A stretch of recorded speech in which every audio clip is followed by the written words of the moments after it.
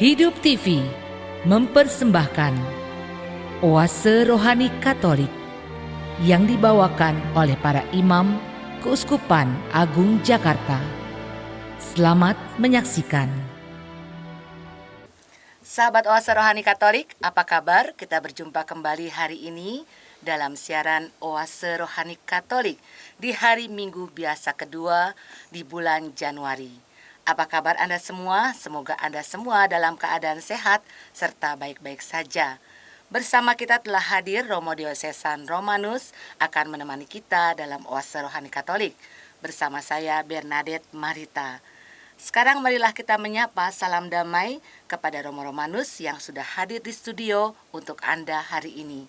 Salam damai Romo. Salam damai Kristus, Marita dan juga sahabat Oase Rohani Katolik yang terkasih. Iya, bagaimana keadaan Romo, sehat? Berkat Tuhan sehat. Puji Tuhan. Amin. Baiklah sahabat Oase Rohani Katolik, kita awali jumpa kita dengan sebuah doa yang akan dipimpin oleh Romo Romanus. Dalam nama Bapa dan Putra dan Roh Kudus. Amin. Amin. Tuhan, kami selalu percaya Engkau memanggil kami, laksana seperti Samuel. Dalam pengalaman yang sederhana dalam keseharian, ternyata suaramu juga hadir di tengah-tengahnya. Semoga kami juga mampu untuk menangkap suaramu. Selirih apapun, di saat itu kami juga harus membutuhkan keheningan, sehingga kami mampu menangkap terlebih juga suara putramu. Berkati kami, sirami dengan sabdamu, terlebih pada hari-hari ini kami serahkan hidup kami di tangan-Mu, demi Kristus Tuhan dan pengantara kami. Amin. Dalam nama Bapa dan Putra dan Roh Kudus. Amin. Antifon pembuka untuk hari ini adalah seluruh bumi hendaknya menyembah Dikau, ya Allah, dan bermazmur bagimu, meluhurkan namamu, ya Allah Maha Tinggi.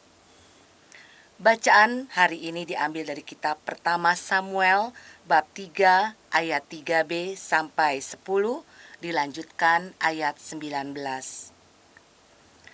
Pada hari itu Samuel telah tidur di dalam bait suci Tuhan, tempat tabut Allah. Lalu Tuhan memanggil, "Samuel, Samuel." Samuel menjawab, "Ya Bapa." Lalu berlarilah ia kepada Eli dan berkata, "Ya Bapa, bukankah Bapa memanggil aku?" Tetapi Eli berkata, "Aku tidak memanggil, tidurlah kembali." Samuel pergi tidur lagi, dan Tuhan memanggil Samuel sekali lagi. Samuel pun bangun, lalu pergi mendapatkan Eli serta berkata, "Ya Bapa, bukankah Bapa memanggil aku?" Tetapi Eli berkata, "Aku tidak memanggil anakku, tidurlah kembali." Waktu itu Samuel belum mengenal Tuhan. Firman Tuhan belum pernah dinyatakan kepadanya. Dan Tuhan memanggil Samuel sekali lagi untuk ketiga kalinya. Samuel pun bangun, lalu pergi mendapatkan Eli serta berkata, "Ya Bapa, bukankah Bapa memanggil aku?" Lalu mengertilah Eli bahwa Tuhanlah yang memanggil anak itu. Sebab itu berkatalah Eli kepada Samuel, "Pergilah tidur, dan apabila engkau dipanggil lagi, katakanlah, 'Bersabdalah ya Tuhan, hamba-Mu mendengarkan.'" Maka pergilah Samuel dan tidurlah ia di tempat tidurnya. Lalu datanglah Tuhan berdiri di sana dan memanggil seperti yang sudah-sudah, "Samuel, Samuel." Dan Samuel menjawab, "Bersabdalah ya Tuhan, hamba-Mu mendengarkan." Samuel makin bertambah besar dan Tuhan menyertai dia. Tidak ada satupun dari firman Tuhan itu yang dibiarkannya gugur. Demikianlah sabda Tuhan. Syukur kepada Allah. Sahabat Oase Rohani Katolik, marilah kita tanggapi bacaan dengan mazmur tanggapan. Ya Tuhan, aku datang melakukan kehendak-Mu. Ya Tuhan, aku datang melakukan kehendak-Mu. Aku sangat menanti-nantikan Tuhan. Lalu ia menjengukku dan mendengar teriakku minta tolong. Ia memberikan nyanyian baru dalam mulutku untuk memuji Allah kita. Ya Tuhan, aku datang melakukan kehendak-Mu. Kurban dan persembahan tidak kau inginkan, tetapi engkau telah membuka telingaku. Kurban bakar dan kurban silih tidak engkau tuntut. Lalu berkata, lihatlah Tuhan, aku datang. Ya Tuhan, aku datang melakukan kehendak-Mu. Dalam gulungan kitab ada tertulis tentang aku. Aku senang melakukan kehendak-Mu, ya Allahku. Taurat-Mu ada di dalam dadaku. Ya Tuhan, aku datang melakukan kehendak-Mu. Aku mengabarkan keadilan di tengah jemaat yang besar. Bibirku tidak kutahan terkatup. Engkau tahu, ya Tuhan. Ya Tuhan, aku datang melakukan kehendak-Mu. Bacaan dari surat pertama Rasul Paulus kepada jemaat di Korintus, bab 6 ayat 13c sampai 15a, dilanjutkan ayat 17 sampai 20. Saudara-saudara, tubuh bukanlah untuk percabulan, melainkan untuk Tuhan, dan Tuhan untuk tubuh. Allah yang membangkitkan Tuhan Yesus akan membangkitkan juga kita oleh kuasa-Nya. Tidak tahukah kamu bahwa tubuhmu adalah anggota Kristus? Siapa yang mengikatkan dirinya pada Tuhan menjadi satu roh dengan Dia. Jauhkanlah dirimu dari percabulan. Setiap dosa lain yang dilakukan manusia terjadi di luar dirinya. Tetapi orang yang melakukan percabulan berdosa terhadap dirinya sendiri. Atau tidak tahukah kamu bahwa tubuhmu adalah bait Roh Kudus yang diam di dalam kamu, yaitu Roh Kudus yang kamu peroleh dari Allah, dan bahwa kamu bukan milik kamu sendiri, sebab kamu telah dibeli dan harganya telah dibayar lunas. Karena itu, muliakanlah Allah dengan tubuhmu. Demikianlah sabda Tuhan. Syukur kepada Allah. Sahabat Oase Rohani Katolik, marilah kita siapkan Injil Yesus Kristus menurut Yohanes bab 1 ayat 35 sampai 42 yang akan disampaikan oleh Romo Romanus. Tuhan sertamu. Dan sertamu juga. Inilah Injil Yesus Kristus menurut Santo Yohanes. Dimuliakanlah Tuhan. Pada sekali peristiwa, Yohanes berdiri di tempat ia membaptis orang di Sungai Yordan bersama dengan 2 orang muridnya. Ketika melihat Yesus lewat, lalu Yohanes berkata, "Lihatlah anak domba Allah." Mendengar apa yang dikatakan Yohanes, kedua murid itu pergi mengikuti Yesus. Tetapi Yesus menoleh ke belakang, melihat bahwa mereka mengikuti Dia. Yesus selalu berkata kepada mereka, "Apa yang kamu cari?" Kata mereka kepadanya, "Rabi, di manakah engkau tinggal?" Yesus berkata kepada mereka, "Marilah, dan kamu akan melihatnya." Mereka pun datang dan melihat di mana Yesus tinggal, dan hari itu mereka tinggal bersama-sama dengan Dia. Waktu itu kira-kira pukul 4. Salah seorang dari kedua murid yang mendengar perkataan Yohanes lalu mengikuti Yesus adalah Andreas, saudara Simon Petrus. Andreas mula-mula bertemu dengan Simon, saudaranya, dan ia berkata kepadanya, "Kami telah menemukan Mesias." Lalu Andreas membawa Simon kepada Yesus. Yesus memandang dia dan berkata, "Engkau Simon, anak Yohanes, engkau akan dinamakan Kefas." Demikianlah Injil Tuhan. Terpujilah Kristus. Sahabat Oase Rohani Katolik, setelah kita menyimak firman-firman Tuhan pada hari ini, kita akan menyimak permenungan yang akan dibawakan oleh Romo Romanus untuk kita semua.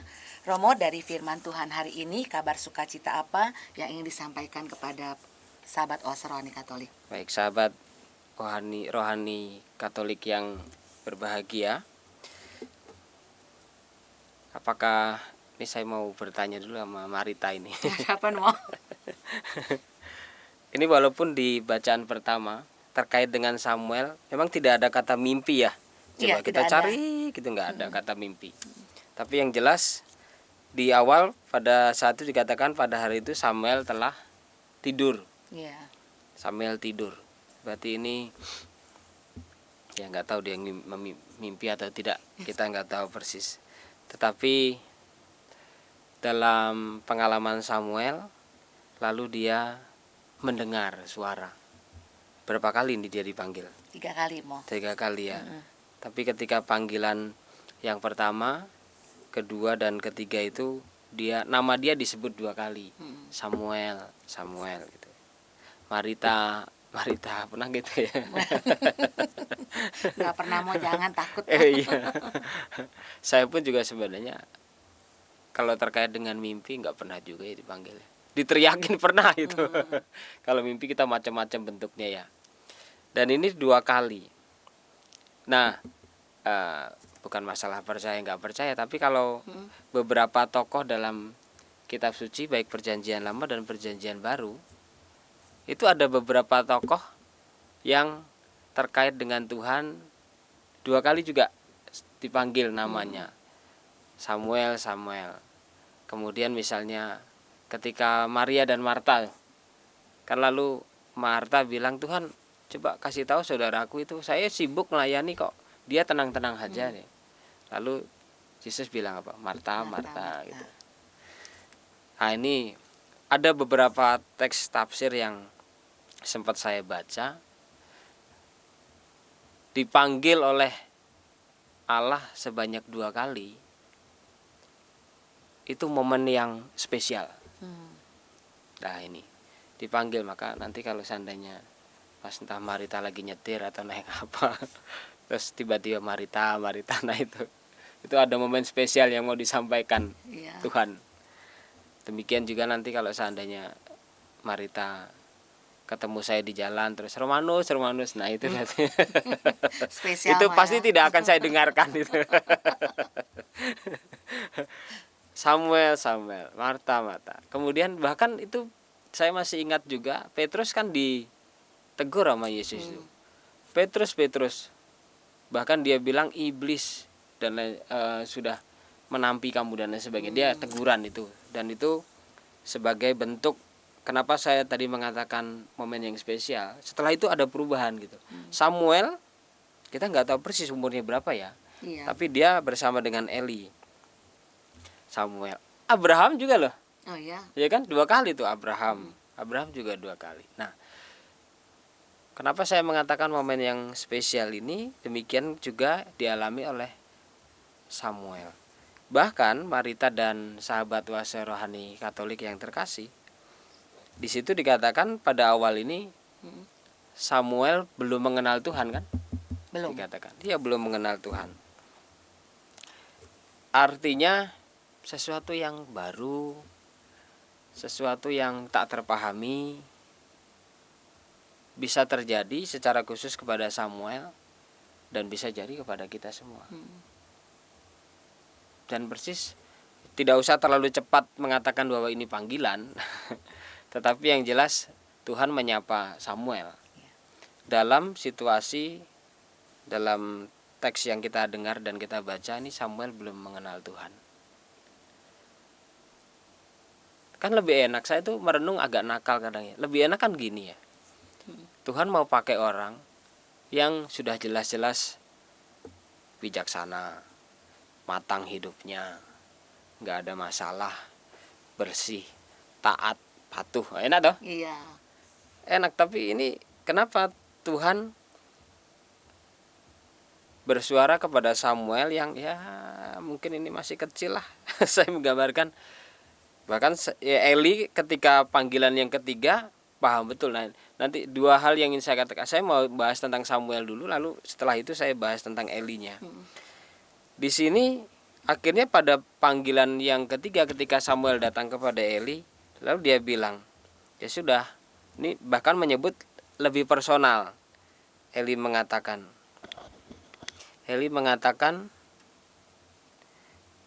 aku tidak memanggil engkau anakku gitu. Iya. Aku tidak Anakku memanggil ya. anakku. Awalnya kan biasa, terus setelah itu aku nggak tahu, saya ya namanya orang sama-sama tidur kali ya. Mungkin Eli juga agak apaan sih datang lagi. Mungkin Eli juga lagi tidur kali ya. Tapi Eli di sini digambarkan begitu, bahkan tahu betul. Oh, inilah ketajaman, kalau bahasa saya sekarang ya, ketajaman rohani Eli. Samuel datang, dia bilang, enggak, aku nggak panggil kamu kok. Datang lagi, enggak, aku nggak panggil kamu, anakku. Datang lagi, Eli langsung, oh, berarti Eli paham betul bahwa ini suara Allah. Lalu dia mengatakan, ya sudah, kamu sekarang pergi tidur. Nanti kalau ada panggilan lagi, kamu jawab, bersabdalah ya Tuhan, hambamu mendengarkan. Tokoh Samuel bagi saya satu inspirasi. Terkadang suara Tuhan itu tak terdeteksi. Iya. Betul. Atau lebih susah ya suara Tuhan. Atau beginilah, pengalaman hidup kita sehari-hari di mana Tuhan berbicara itu terkadang tak mudah dipahami.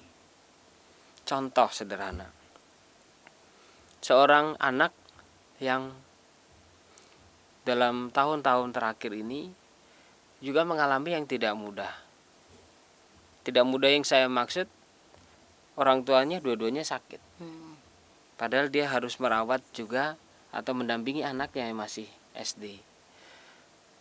Dan dia harus berjuang. Awalnya hanya papanya yang sakit, tapi beberapa tahun kemudian mamanya juga karena usia juga sakit. Dia capek, dia lelah.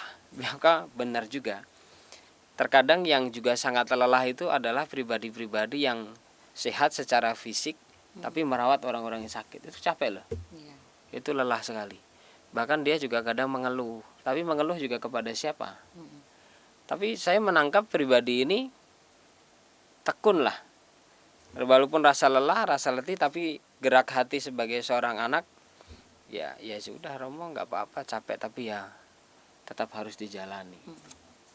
Kadang dia mengatakan tak terpahami gitu loh. Bahkan sampai pada bertanya, Tuhan mau apa ya untuk keluargaku dalam hidup saya? Nggak paham sama sekali.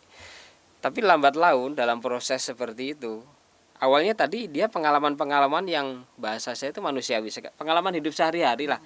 Tapi ketika dia sampai pada pengalaman ditarik, dia mengatakan sendiri ya, bukan orang lain, bukan saya. Dia mengatakan, ya ini kesempatan Tuhan berikan kepada saya untuk memberi kasih, merawat orang tuaku. Dulu saya waktu kecil saya dirawat, sekarang ya sudah Tuhan. Nah, ketika dia bilang ada kata Tuhan di situ, bagi saya kagum. Iya, sungguh luar biasa ya. Saya kagum. Padahal lelah gitu. Nah, di situ tahap berikutnya dia paham, sampai pada melihat ada, ya ini buah refleksi ya. Walaupun kadang seperti itu kan tidak mudah dipahami, tapi dia sampai pada tahap, ya Tuhan ingin membentuk saya. Tuhan kasih kesempatan saya untuk juga merawat orang tuaku. Walaupun capek, kadang lelah, letih, dan dia tetap bisa menemukan kegembiraan. Nah, pengalaman Samuel ini sebenarnya pengalaman yang sederhana, manusiawi, tak terpahami. Panggil pertama, datangnya ke Eli. Nah, seperti juga orang pribadi tadi ini, dia awalnya ya udah manusiawi, kadang ngeluh, kadang capek, tapi sampai pada tahap. Nah, yang kedua saya mengatakan, walaupun pengalaman Samuel pengalaman yang sederhana, ini butuh orang lain. Butuh orang lain yang dalam hal ini terkait dengan kitab pertama Samuel. Ketika Samuel mendengar ada suara, dia datangnya ke Eli, suruh tidur lagi. Ada suara lagi, datangnya ke Eli lagi. Lalu yang ketiga, coba kalau nggak ada Eli, saya nggak tahu nih Samuel paham nggak? Iya ya. Iya kan? Kalau nggak ada Eli mungkin nggak paham juga ini, bingung juga. Mencari jawaban dia Ya, apa gitu. benar. Nah, maka saya mengatakan tokoh kedua nih Eli. Dalam hidup kita juga gitu ya. Terkadang ya saya kadang merenung lah. Romanus nggak usah sok lah. Sok dalam pengertian gue bisa hidup sendiri, ngelayanin sendiri. Ya syukur-syukur ada beberapa orang yang punya prinsip hidup itu nggak mau ngerepotin orang. Itu bagus. Bagi saya bagus, nggak usah ngerepotin orang. Tapi pada saat tertentu kan kita butuh orang lain. Samuel bisa sampai paham, oh ya walaupun belum dikatakan akhirnya paham bahwa itu suara Tuhan kan belum di sini. Betul. Ya, tapi dengan bantuan Eli mengatakan sudah, nanti kalau ada suara lagi memanggil kamu, udah sampaikan saja, bersabdalah ya Tuhan, hambamu mendengarkan. Nah itu bantuan Eli. Maka kadang saya juga merenung, enggak, hidup kita pada saat tertentu kita butuh orang lain.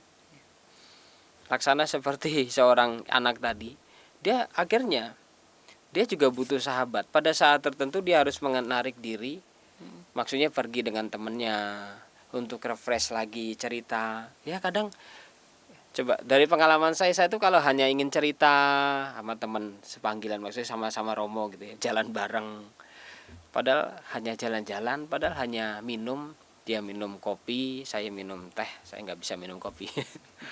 Dan jangan cerita gitu. Kadang udah, saya nggak butuh advice lo, saya nggak butuh nasihatmu, tapi dengerin aja lah gitu. Nah itu udah segar, sehingga pribadi yang tadi ketika dia dengan sahabat kembali pulang itu segar lagi. Nah butuh atau bahasa saya apa ya, butuh teman lah ya. Supaya apa? Supaya mulai dibukakan. Ketika kita cerita, sharing, ya ada hal-hal tertentu yang harus diolah sendiri ya, enggak sebentar-sebentar cerita, sebentar-sebentar sharing, orang juga capek juga kan. Nah adanya Eli ini akhirnya Samuel dibukakan sedikit, oh suara Tuhan toh. Nah, maka kehadiran Samuel, kehadiran Eli berhadapan dengan pengalaman Samuel itu penting, sehingga sampai pada tahap bimbingan Tuhan itu terasa. Maka dua hal ini saya katakan terinspirasi dari bacaan yang pertama tadi, bahwa Tuhan hadir melalui pengalaman-pengalaman keseharian yang sederhana. Nah sekarang tinggal ketajaman hati Romanus nih. Ketajaman hati kita para sahabat oase rohani Katolik. Tapi kalau seandainya wah susah Romo, bagaimana ya Romo mendengar suara Tuhan? Orang baru bangun tidur udah kepikiran utang. Udah kepikiran nganter anak, udah kepikiran mau belanja apa, duit kurang, udah kepikiran kemarin berantem sama teman, udah wah gitu. Kadang kita bangun itu enggak ya segar-segar amat ya. Bangun itu pengennya fresh, tapi sudah langsung ada macam-macam ya gitu. Ya saya hanya bilang ya Bu, itu mah bukan hanya ibu aja yang ngalamin. Setiap orang, bahkan saya juga seperti itu, tapi kita diajak untuk menata. Maka pengalaman keseharian jangan lupa, terkadang Tuhan mau hadir juga di situ. Laksana seperti Samuel. Dan yang kedua, nggak usah sombong. Saya arahkan ke diri saya sendiri. Jangan sombong Romanus, jangan merasa bahwa kamu bisa hadapi sendiri, kamu bisa kuat sendiri, merasa hebat. Enggak. Pada saat tertentu saya butuh teman, saya butuh sahabat. Laksana seperti Samuel ditemani oleh Eli untuk menangkap, oh suara Tuhan ini. Sementara itu. Jadi Samuel juga tenang ya, tidak gelisah gitu. Siapa sih yang manggil siapa gitu. Benar.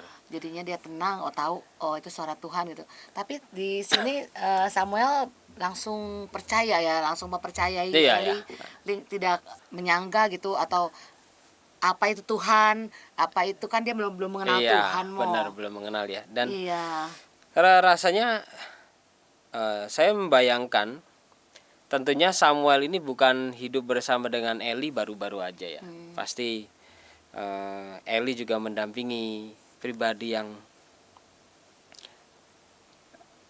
belum mengenal Tuhan dikatakan dalam teks ini, dan Eli pasti juga mendampingi. Dan saya terkesan sebenarnya lebih pada Eli, tokoh yang utama ini. Saya menangkap pasti mempunyai relasi yang dekat dengan Tuhan. Iya.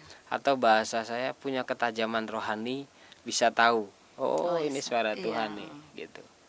Maka di satu sisi kita butuh pribadi-pribadi yang apa ya, ya bijak gitu ya. Ada kan Marita dan para sahabat Oase Rohani Katolik, saya tuh beberapa kali ketemu ya dengan orang-orang yang sebenarnya usianya belum terlalu tua-tua amat lah. Kalau yang tua kan biasanya disebut apa tuh, senior citizen. Senior citizen. Iya. Tapi ketika saya berjumpa dengan beliau itu apa ya, ketemu kemudian berjabat tangan, melihat wajahnya dengan lembut, itu saya udah langsung wow, terpancar banget pribadi ini ya, humble gitu ya. Saya beberapa kali ketemu dengan pribadi-pribadi yang kalau ketemu dengan beliau itu hati saya itu sejuk gitu. Adem gitu ya Mo gitu. ya. Beda kalau orang lain ketemu saya kan senep.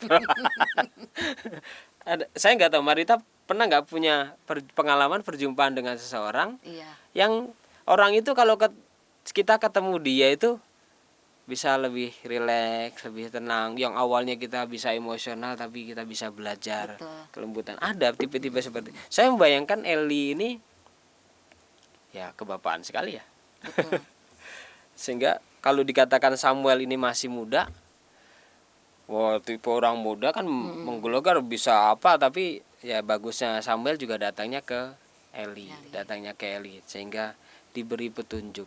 Sehingga memang benar, akhirnya Marita mengatakan, lah itu suara siapa ya? Tapi akhirnya Eli mengatakan, udah kalau kamu nanti dengar lagi, bilang aja, bersabdalah ya Tuhan. Nah, pada saat itu ya Tuhan, dan Samuel menerima ya. Langsung menerima. Iya, ya Tuhan, hambamu mendengarkan. To be humble. Samuel diajak untuk udah lu nggak usah banyak nanya lah, dah sampaikan saja. Ini bukan masalah saya udah ngantuk nih, kadang kan gitu. Iya. Lagi ngantuk-ngantuk Iya. panggil. Ini saya menangkap Eli bukan masalah nggak mau diganggu, enggak sih. Kalau saya kedalaman rohani, ketajaman rohani, relasi yang dekat dengan Tuhan, Eli yang miliki itu bagi saya kekuatan, sehingga dia mengatakan bersabdalah ya Tuhan, hambamu mendengarkan. Nah, itu sejuk kan gitu. Iya. Apa-apaan sih lo, suara siapa lah itu. Cerewet kamu. Iya. Saya mau tidur. Iya, akhirnya tidak terjawab ya Itu dia. Samuel, ya, Hebat. Eli itu bagi saya. Maka akhirnya saya mengatakan, ini biasanya bacaan ini bisa sebagian besar dipakai ketika bicara tentang panggilan. Sebenarnya panggilan bukan hanya khusus menjadi biarawati ya, tetapi hidup kita semua, hidup berkeluarga juga panggilan. Atau bahkan ada yang mengambil keputusan untuk ya sudah hidup sendiri, tetapi juga tidak masuk menjadi imam biarawati, dan itu sebagai sebuah panggilan. Maka ini biasanya bicara tentang panggilan, teks ini juga bicara. Itu Marita dan para Iya, terima kasih Romo. Ya, jadi Tuhan hadir dalam pengalaman hidup kita sehari-hari ya Romo ya. Dan kita juga butuh orang lain untuk membantu kita. Baiklah para sahabat Oase Rohani Katolik, kita resapkan dalam hati sanubari apa yang sudah disampaikan oleh Romo Romanus untuk kita semua di bagian pertama ini, dan kami akan kembali setelah jeda berikut ini. Hidup TV mempersembahkan Oase Rohani Katolik yang dibawakan oleh para imam Keuskupan Agung Jakarta. Selamat menyaksikan. Sahabat Oase Rohani Katolik, kita kembali dalam siaran Oase Rohani Katolik. Hari ini hari Minggu biasa kedua, dan masih setia menemani kita Romo Diosesan Romanus, dan saya Bernadette Marita akan menemani Anda sampai di penghujung acara nanti. Baiklah, sahabat Oase Rohani Katolik, kita kembali kepada Romo Romanus untuk menyimak perbincangan di bagian kedua ini. Romo, di bagian kedua ini apa yang ingin Romo sampaikan? Setelah di bagian pertama cerita tentang Samuel ya Romo ya, Samuel. bahwa Tuhan hadir dalam setiap pengalaman hidup kita. Ya. Dan kita juga membutuhkan orang Orang lain lain untuk membantu kita. Ya. Nah, untuk ini saya mencoba untuk mencoba mencari bukan benang merah tapi mengkaitkan ya bacaan pertama dan bacaan kedua sebelum nanti masuk ke bacaan Injil. Di awal, Marita dan sahabat Oase Rohani Katolik yang terkasih, di ayat 3b itu dikatakan pada hari itu Samuel telah tidur di dalam bait suci Tuhan, tempat tabut Allah. Samuel tidur di bait suci Tuhan, tempat tabut. Bagi orang Yahudi itu tempat yang suci. Ya, ambil positifnya ya. Memang saya sebenarnya tadi juga mau bahas tentang tidur bangun. Itu bagus tuh sebenarnya, tidur bangun. Sebenarnya ada juga yang mencoba untuk menafsirkan dalam permenungan. Samuel masih muda, nggak kenal Tuhan, belum kenal Tuhan. Eli mencoba untuk mengenalkan, membangunkan ya, dari yang tertidur sehingga menjadi bangun. Dan bangun kan mata pasti melek ya, matanya terbuka, hati siap sedia. Itu sebenarnya sesi yang lain bagi saya menarik itu dibahas itu.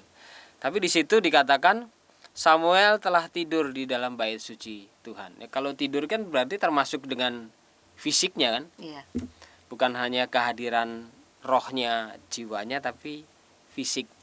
Saya menggambarkan, menangkap pribadi ini, Samuel akrab dengan hal-hal yang bagi orang Yahudi pada saat itu tempat di mana Allah tinggal, Allah bertahta. Ya, apakah boleh ya tempat ibadat lah ya. Anak-anak kita juga, terkadang saya senang. Ada orang tua yang mengatakan pokoknya Romo nanti kalau udah setelah komuni pertama anak saya mau tak libatin untuk misinar. Kemudian nanti kalau udah besar lah, lebih besar, ada kan bina iman remaja. Kemudian setelah itu bisa masuk ke OMK atau ada kelompok Antioquia, ada kelompok yang lain gitu. Bagi saya, artinya orang tua juga menyiapkan terkait dengan kesiapan iman anak. Tapi ada juga anak-anak yang gak usah disuruh-suruh, kadang orang tuanya udah, aduh, mbok kamu tuh kerasan di rumah, gereja. Gitu. Kadang sih ya di satu sisi kamar kos aja di gereja. Maka dia bilang, Romo itu rumah itu bagi dia menjadi second home. Rumah yang pertama itu di gereja tuh, ya di satu sisi baik juga, tapi memang butuh imbang dalam kondisi. Samuel dikatakan masih muda lah, dan dia nggak tahu, saya tuh dalam kacamata saya, jangan-jangan nih pribadi memang senang di tempat di mana Allah berada, dan dia di situ tinggal bukan hanya jiwanya tetapi juga tubuhnya. Kenapa saya mengatakan tubuh? Lihat bacaan kedua. Saudara-saudara, tubuh bukanlah untuk percabulan, melainkan untuk Tuhan, dan Tuhan untuk tubuh. Samuel hadir di tempat rumah, bahasa kita ya, rumah Tuhan.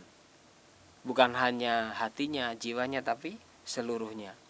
Dan dalam kehidupan kita, ini contoh orang dewasa ya. Saya bertemu dengan satu pelayan Tuhan lah. Beliau dulu itu ketika diminta untuk jadi prodiakon, nanti dulu Romo, belum siap. Ya, gitu. Belum siap, kapan Pak siap? Ya 2-3 tahun lagi lah Romo gitu. Saya itu juga masih malu Romo. Bayangin dipakai oleh Tuhan untuk membawa komuni suci, terus ngomongnya juga harus ditata. Itu bukan hanya omong Romo yang ditata, hidup saya harus ditata kan. Benar juga sih. Baik juga sih dia tuh sih. Dia bilang, iya belum siap Romo gitu. Terus istrinya itu malah bilang, Romo, saya sih sebenarnya bersyukur kalau suami saya ya terlibat lah gitu. Tapi Ibu sudah siap Bu, kalau seandainya bapaknya, saya itu siap, seneng Romo, tapi nggak pernah saya ungkapin karena nanti membuat dia tertekan juga gitu. Tapi lah nggak sampai 2 tahun terus saya ajak, saya ini lagi ya Romo, walaupun saya nggak siap, tapi saya udah berdoa sama Tuhan. Saya yakin jalan ini adalah jalan di mana saya dipagari sama Tuhan. Tutur kata saya harus dijaga, tingkah laku saya. Romo kalau capek kerja ya Romo, ya ampun, saya tuh pengennya hangout sama teman-teman, kemana lah, ya minum apa gitu. Nah itu dijaga itu. Iya. Akhirnya ketika beliau masuk dalam pelayanan ini, godaan itu ada, tapi bagi dia itu bukan hanya sekedar rim, tapi menjaga benar gitu. Atau sederhananya bahasa dalam hati itu muncul, jangan, wah godaan besar Romo, apalagi kalau penat pelayanan, penat di rumah, ada temen yang ngajak untuk pergi, wah Iya. peluang sekali gitu, tapi jangan. Nah sampai sekarang tubuh dalam pengertian dalam bacaan kedua ini ya memang benar. Kalau bahasanya Paulus kan jelas sekali ya. Ini kenapa Paulus mengatakan, bahkan konkret mengatakan terkait dengan percabulan. Dan dia mengatakan jangan pakai itu. Tubuhmu itu juga bait suci loh. Nah, maka kadang saya juga merenung pada diri saya sendiri. Memang kalau lagi capek, lagi lelah gitu ya, ya kecenderungan ngerusak ini. Tubuh ini juga bait Allah, bait suci yang menjadi sumber kekuatan. Maka dalam bacaan kedua ya diingatkan. Atau sederhananya gini, Samuel membangun hidupnya tidak jauh dari rumah Tuhan. Paulus mengingatkan tubuh kita ini juga harus dijaga. Harus dijaga. Nah ini bentuk, saya juga kalau Paulus mengatakan hati-hati dengan percabulan, namun juga terkadang ya tubuh ini harus dijaga bukan hanya terkait dengan godaan hawa nafsu yang tak teratur, tetapi juga ya nafsu itu bukan hanya terkait dengan nafsu yang diwanti-wanti oleh Paulus, tetapi juga nafsu makan. Oh iya. Bukan hanya tertentu Iya, ya Romo ya. itu kan tanggung jawab kita juga nih. Kayak badan saya ini juga mudah. Saya itu napas saja jadi daging kok saya itu. Aduh, Romo jangan. Saya juga begitu Romo. Makan terkadang paling sederhana ya kita kondangan, resepsi. Wah, apalagi kalau sana pilihannya banyak. Buah sama sayur tuh singkirin dulu lah. Kambing guling, babi guling, apalah yang diguling semua. Kadang udah ngicip lah sebentar lah gitu. Ya enggak, sedikit oke ya. Iya. Walaupun metabolisme tubuh seseorang itu macam-macam beda. Kalau saya sudah ada rim, saya udah, bahkan saya itu kalau ngelihat misal kambing guling itu udah nggak tertarik sama sekali. Saya mungkin lidah saya lidah orang kampung juga ya, tempe, tahu, paling ikan gitu ya. Iya. Nah itu juga terkait dengan hati-hati dengan tubuh. Tubuh ini bukan hanya terkait dengan hawa nafsu, terkait dengan spesifik misalnya Paulus mengatakan percabulan, tetapi ya harus dijaga. Saya kadang merenung, saya menjaga tubuh saya, artinya ya rutin olahraga seminggu 2 kali, atau ya jogging, atau kalau sesempat sesekali juga renang. Iya. Itu bentuk tanggung jawab saya bukan kepada orang lain kok. Tanggung jawab saya juga saya maknai kepada Tuhan. Kalau pelayanan gampang loyo ya bagaimana juga gitu. Nah ini linknya saya mencoba untuk masuk bagaimana menjelaskan terkait dengan bacaan kedua ini. Paulus berbicara tentang hati-hati tubuh yang jatuh pada percabulan. Belajar dari hal yang positif, Samuel yang membiasakan diri akrab di tempat yang kudus. Nah, ini bacaan yang kedua. Nah, bacaan pertama dan bacaan kedua ini akhirnya dibingkai dalam bacaan Injil Yohanes. Ya, ini panggilan juga ya. Muridnya Yohanes ngelihat Yesus, tapi Yohanes yang berinisiatif itu, Marita dan sahabat Oase Rohani Katolik ya. Coba lihat, ketika melihat Yesus lewat, Yohanes berkata, lihatlah anak domba Allah. Lihatlah anak domba Allah. Saya sebenarnya ke sini itu senang sekarang membaca Injil Yohanes. Menikmati dengan bahasa-bahasanya itu yang ya tidak sederhana sebenarnya, tapi kedalaman maknanya bisa ditemukan. Yohanes lah, nggak tahu, Yohanes ini punya murid, tapi dia itu juga dia paham betul bahwa saya hanya pembuka jalan, saya menyiapkan ke arah sana, maka dia konsisten ya sebenarnya. Ini muridku. Kadang kalau zaman sekarang kan enak aja, ini bagian saya nih, ini orang-orang yang udah saya libatin nih di kepanitiaan ini, enak aja lo ambil. Wah, merasa diambil kan. Kalau Yohanes enggak, dia sadar betul bahwa dia hanya pembuka jalan. Siapa yang menjadi pengikutku tak arahin, ini yang paling utama, inilah guru yang utama. Maka dia bilang, lihatlah anak domba Allah. Dia karena sadar bahwa dia sebagai pembuka jalan itu, sehingga dia nggak marah ya. Iya. Akhirnya muridnya kan ikut, murid Yohanes. Lalu 2 murid itu datang kepada Yesus. Nah ini Marita dan sahabat Oase Rohani Katolik yang terkasih, ketika 2 murid itu pergi ikut Yesus, apa yang dilakukan Yesus? Ini kalau seandainya tidak terjadi yang pertama ini, mungkin murid ini tidak akan mengenal dia. Pada ayat 38, tetapi Yesus menoleh ke belakang. Lalu Yesus jalan, 2 murid jalan. Iya, Yesus ya, ikutin aja ya. Ikutin aja ya, Mo ya. Iya, kalau ikut aja kan nggak terjadi itu dialog. Iya. Tapi Yesus Menoleh. menoleh ke belakang. Dan terkadang saya maknai panggilan Samuel, kalau nggak dibantu Elia, kalau Tuhan tidak bersuara, juga Samuel jadi orang biasa-biasa aja. Iya. Maka inisiatif terkadang memang selalu muncul dari Allah. Selalu dari Tuhan, selalu dari Tuhan. Hanya terkadang memang kadang saya merenung, terlalu banyak penghalang lah dalam hidup saya itu, sehingga tembok satu tambah tembok satu tambah tembok satu tambah tembok. Jadi ini terlalu padat nih, sehingga suara Tuhan itu dul mental. Padahal suaranya itu selalu ada itu sebenarnya, tapi telinga dan mata rohani saya itu terkadang tumpul. Benar, kalau nggak hati-hati saya sadar betul bahwa tumpul. Kelihatan melayani, sibuk sana sini tapi ya jangan-jangan bukan mewartakan Tuhan, tapi mewartakan diri saya sendiri. Show, tampil. Nah, menoleh ke belakang, Yesus menoleh ke belakang. Lihat tuh. Lalu setelah itu baru terjadi percakapan. Melihat bahwa mereka mengikuti dia, lalu Yesus berkata kepada mereka, apa yang kamu cari? Apa sih?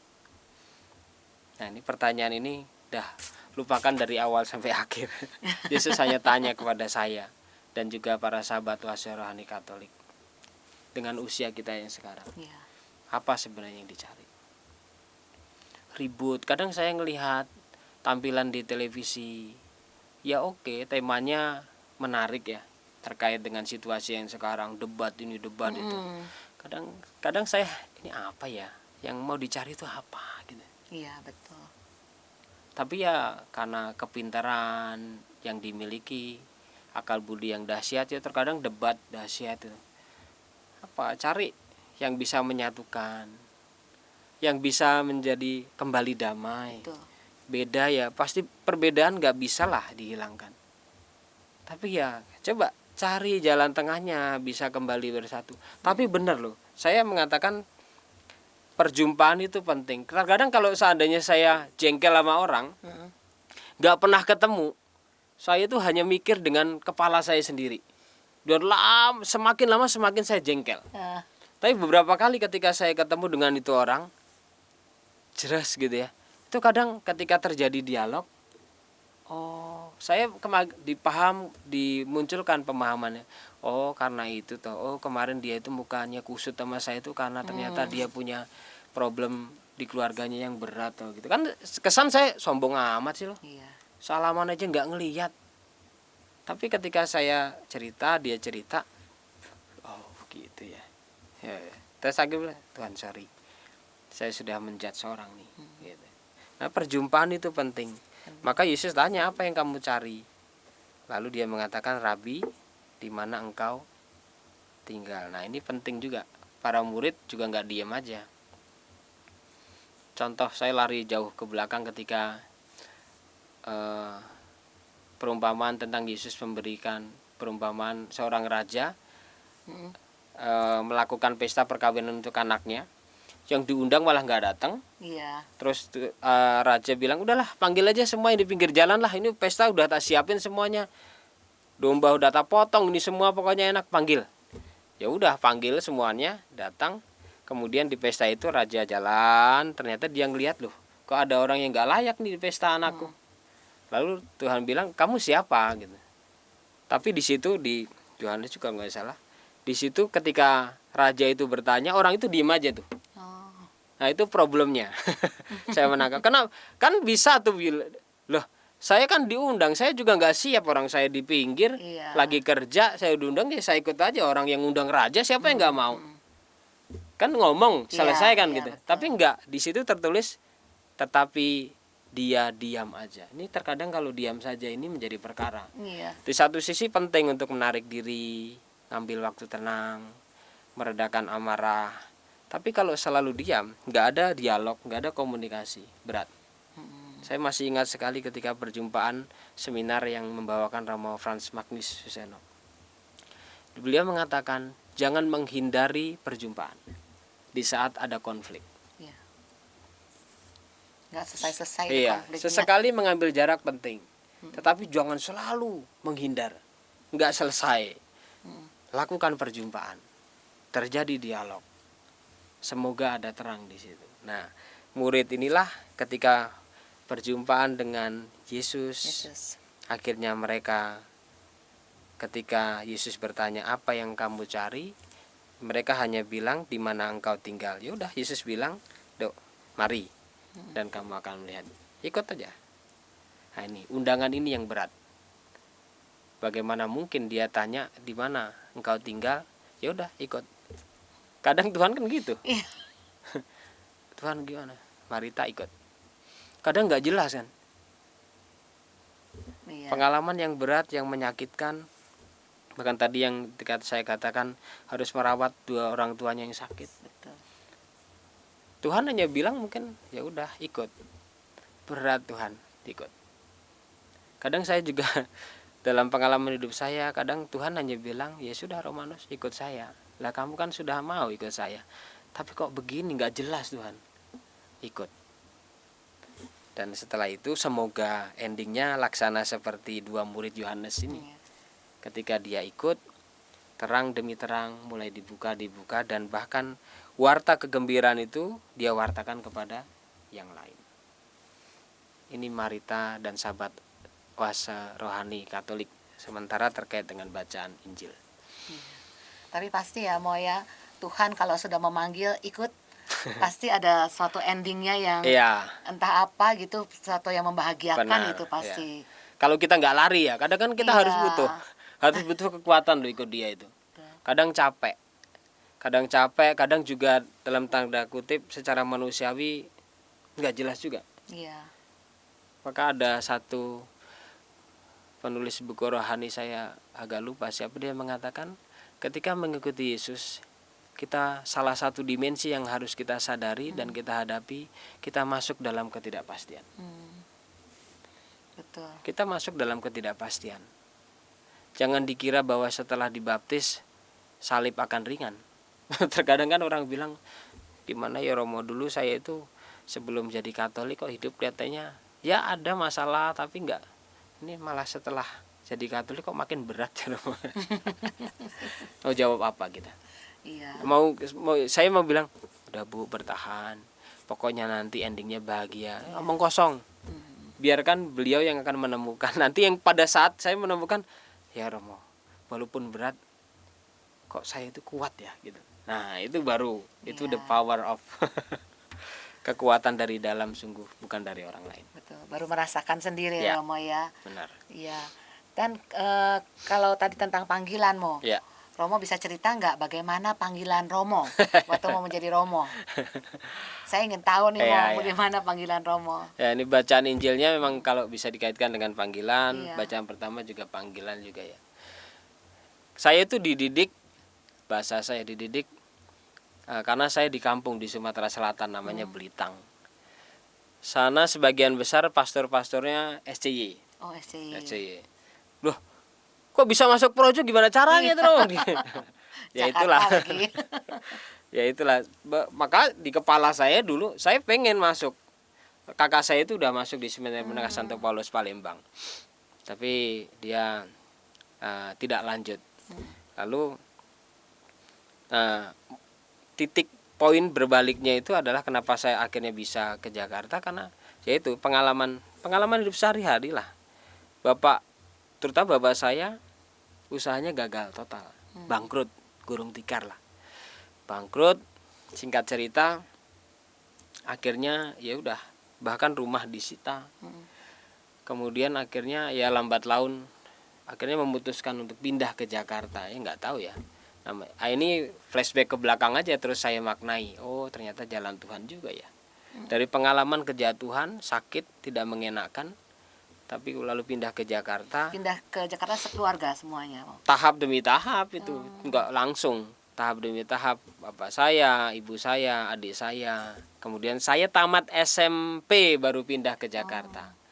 Orang Jawa mendok, ngomongnya lu gua ada. Sampai saya SMA negeri tuh, lu orang Jawa lu ya, lu nggak usah ngomong lu gua lah, malu deh gitu. Orang kampung masuk ke Jakarta kan, ya sempet dinyek-nyek gitu sama teman saya, tapi lama-lama udah. Nah di situ saya udah hilang tuh panggilan. Ke gereja juga ya malas, paling ya Natal, Paskah gitu. Nah setelah itu ya nggak tahu pas. Nah ini momen ketika habis misa keluar dari gereja, terus ada meja kecil di depan gereja itu. Masih ingat betul saya, di bayangan saya ini ada 2 anak pakai batik. Bapak saya nyamperin, apa ini? Ayo Pak, ini anaknya Pak, suruh masuk seminari Pak, wacana bakti Pak gitu. Wah seminari, dia bilang, apaan sih? Mana pada saya lagi pacaran itu, udah 2 tahun jalan. Enggak. Terus bapak saya, ambil Mas. Apaan sih ya? Nggak mau masuk seminari, saya bilang. Ambil. Saya takut saya sama bapak saya. Nggak mau Pak, ambil, nggak apa-apa, nggak usah diisi ya, nggak apa-apa, ambil dulu aja. Ambil saya. Ambil, singkat cerita tuh di rumah bapak saya kurang ajar ngisiin, saya juga harus ngisi sampai saya itu diantar ke Seminari Wacana Bakti itu terlambat. Naik motor dari Cijantung ke Seminari Wacana Bakti, diantar bapak saya. Hati saya itu udah males lah, apa sih. Udah nggak ada bayang saya. Udah akhirnya diantar, ketemu petugas sekretariat. Pak udah terlambat. Ya sudah Pak, tinggal aja lah formulirnya gitu. Nanti dikasih tahu gitu. Ya udah ditinggal, terus kayak pulang, minggu berikutnya dikasih tahu boleh ikut tes. Nah itu nggak tahu lah Maritan dan para sahabat Wasirohan. Ya itu saya nggak paham terkadang ya. Ya udah saya ikut aja tes. Nah ketika tes lulus itu, benih panggilan yang dulu ada tapi udah ketutup nyelip gitu, muncul lagi. Kenapa enggak ya gitu. Udah ketika dinyatakan lulus tertulis, diberi kesempatan tes wawancara. Udah saya ikut aja. Udah ikut.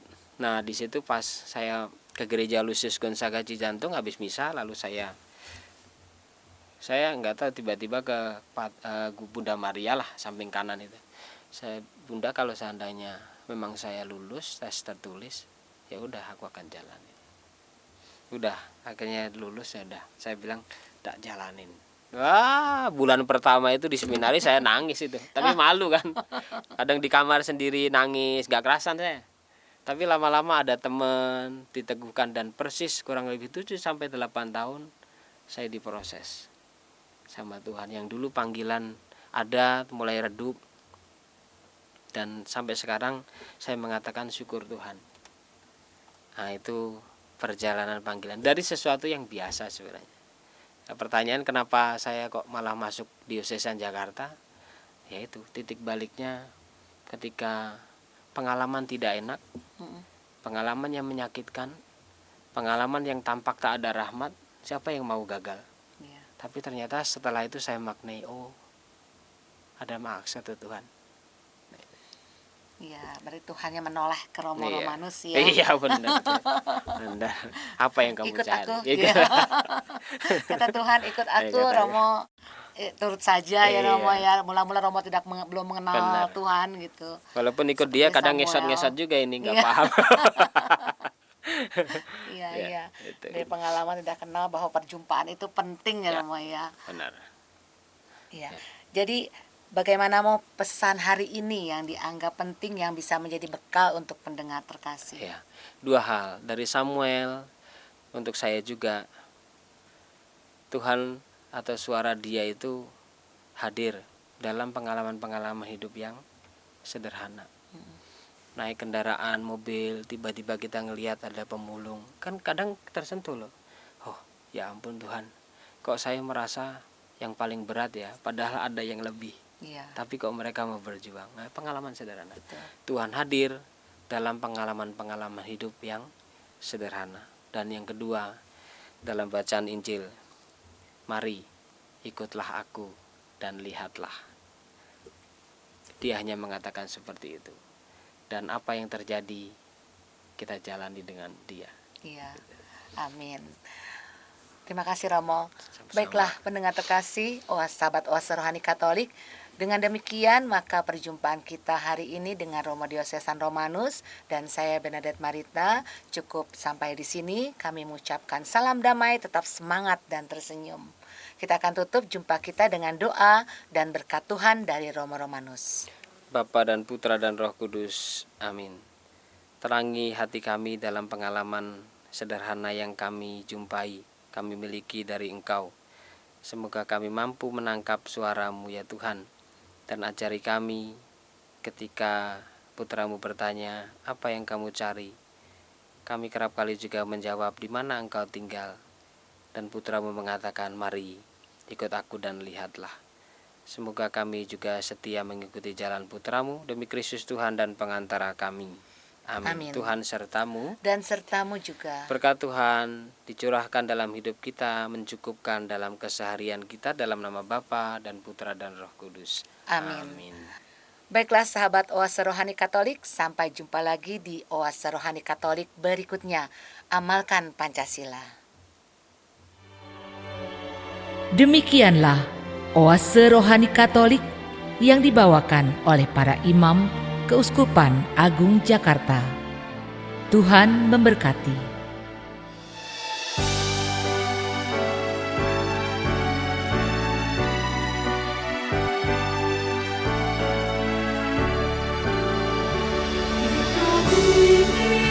Kita Indonesia bersatu membangun bersama.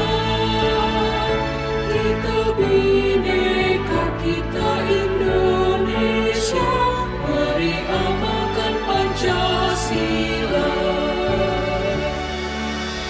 Tuhan menciptakan kita unik dan berbeda-beda, ragam suku, ras, agama, dan budaya, untuk bersatu menghargai sesama. Perbedaan bukan persoalan, tapi rahmat untuk persatuan. Di bawah Pancasila kita berada.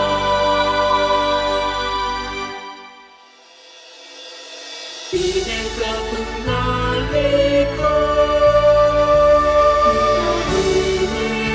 kita Indonesia bersatu membangun bersama. Kita Bhinneka, kita Indonesia, mari amalkan Pancasila. Mari amalkan Pancasila.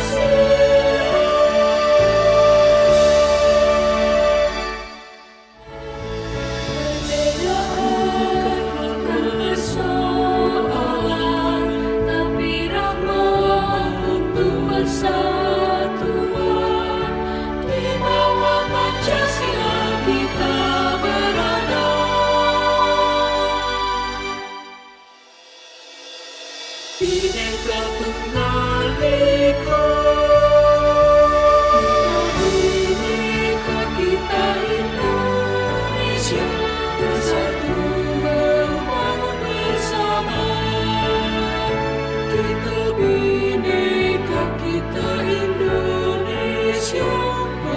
amalkan Pancasila.